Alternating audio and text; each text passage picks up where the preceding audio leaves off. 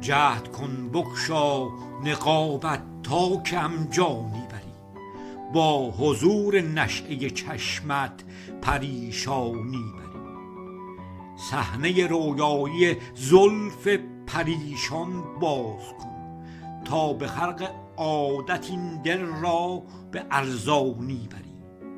گو دل سنگت نسوزد حال ویران مرا، تا توانی سر ز من بی هیچ تاوانی بری. هیچ می ارزد چو جانم جانب عالی جناب، جنب رویت راه ده تا دل به آسانی بری.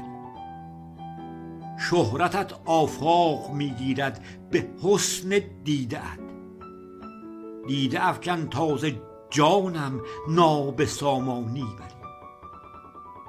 مصلحت را وانه و با یک نظر دیوانه کن، تا مگر دیوان جان را پیشت عنوانی بری.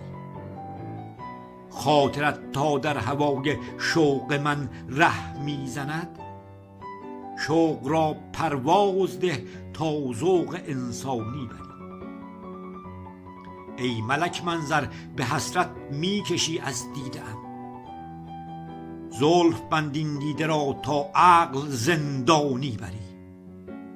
با کشاکش های زلفت از ازل تا بر ابد، این دلم را آنچنان زن رسم سلطانی بری.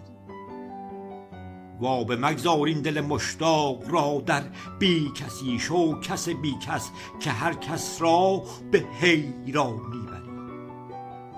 ای تمام هستیم از مستی چشم تو کم، مست کن طالب که عالم بر غزل خوانی بری.